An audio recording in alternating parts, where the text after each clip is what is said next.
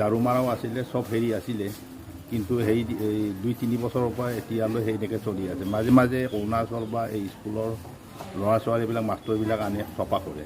এতিয়া লেট্ৰিন আছে, বাথৰুম আছে, চব আছে, এইবিলাক চব পাতি কৰি তাৰমানে হেৰি হৈ আছে, লেতেৰা হৈ আছে, কোনো চফা মানুহ নাই। এতিয়া আপোনালোকে দেখিছে এইখন ভিতৰতে ছাগলী হাগি ৰাখিছে, এতিয়া জেগাবোৰ এনেকৈ চলি আছে, লেতেৰা হৈ আছে। সেইটোৰ কাৰণে আমিনো কি ক'ম আৰু, চৰকাৰে এতিয়া কি কৰিছে কি কৰা নাই সেইটো আৰু চৰকাৰৰ ওপৰত নিৰ্ভৰ আৰু।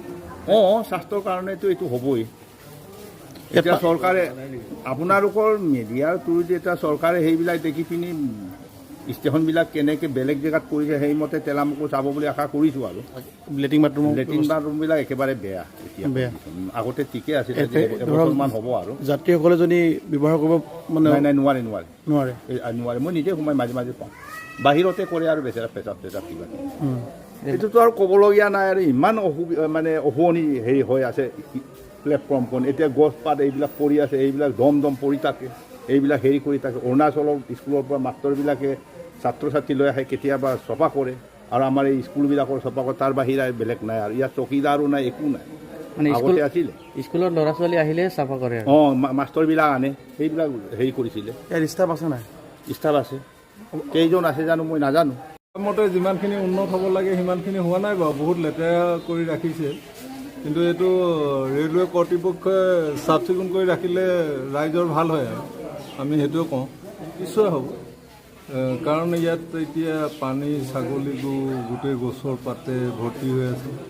প্লেটফৰ্ম যিটো ছিষ্টেমত থাকিব লাগে সেইটো ছিষ্টেমত প্লেটফৰ্মবিলাক হোৱা নাই বাৰু। সেইটো ৰেলৱে কৰ্তৃপক্ষই বুজিব আৰু তেখেতলোকে আপোনালোকে সুধিব। হয়, পাব্লিকেও এইবিলাক চাব লাগে, অকল যে ৰেলৱে কৰ্তৃপক্ষই জগৰীয়া এইটো নহয়। কাৰণ আমাৰ পাব্লিকে যদি সচেতন নহয় তেতিয়া ষ্টেচনটো কেনেকৈ ভাল হৈ থাকিব। কাৰণ পাব্লিক নিজে সচেতন হ'ব লাগিব, এইখিনি চাফ চিকুণকৈ ৰাখিব লাগিব। এইবিলাক লেতেৰা পেলাই থৈছে, পলিথিনে হওক, চিপছ খাই কিবাকিবিয়ে হওক, বা বাদাম খাই লেতেৰা কৰি থোৱাই হওক, এইখিনিতো চাব লাগিব। আমাৰ পাব্লিক যদি সচেতন নহয় তেতিয়া কেনেকৈ হ'ব, পাব্লিকো সচেতন হ'ব। বিশেষকৈ ফুটবল খেলিব গৈছোঁ জোনাইত, আহি দেখিছোঁ এইফালে আপোনাৰ পৰিৱেশটো কিমান নষ্ট হৈ আছে। ক'ব গ'লে আমাৰ এইটো তেলাম যিমান হ'লে আমাৰ এটা সম্পদ, এটা ষ্টেচন নহয় জানো। ইয়াত যদি আপুনি সৰু ল'ৰাই গেম খেলি চাওক, মই আহিয়ে নিজকে অলপ বেয়া লাগিছে। ক'ব গ'লে চাফ চিকুণতা থাকিলে আমাৰ নিজৰে এটা পৰিৱেশটো এটা ফিউচাৰ গঢ়ি উঠিব পাৰে। যদি এনেকৈ যদি থাকে, আমি কাইলৈ পৰহিলৈ আগত দেখোঁ বা বেলেগ মানুহৰ পৰা ইয়ালৈ আহে, বেলেগ ষ্টেচন আপুনি ইমান ধুনীয়া চাফ চিকুণতা হৈ থাকে। এতিয়া বহিৰাজ্যৰ পৰা যদি আহি তেলামত আহে, এইবোৰ দেখিলে অভিয়াছলি আমাৰ নিজৰে এটা বেয়া লগা নিচিনা লাগে। সেইটোকে ক'ব বিচাৰোঁ, যদি ভালকৈ এইবোৰ তত্বাৱধানত যদি এইবোৰ চাফ চিকুণতে থাকে নিশ্চয় ভাল হ'ব।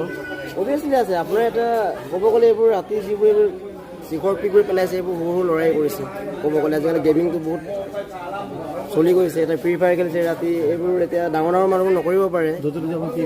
এতিয়া আপুনি য'তে ত'তে আপুনি চিখৰ পিক পেলাই থৈছে, ঠিক আছে, তাত আপুনি গেমিং খেলিব, সেইটোৱে খাইছে, পিকাই দিছে। কোনো মানে ইয়াত চিকিউৰিটি গাৰ্ড চাৰ্ড নথকাৰ কাৰণেতো এইবোৰ কৰিছে চাগে, সেইটোৱে আৰু।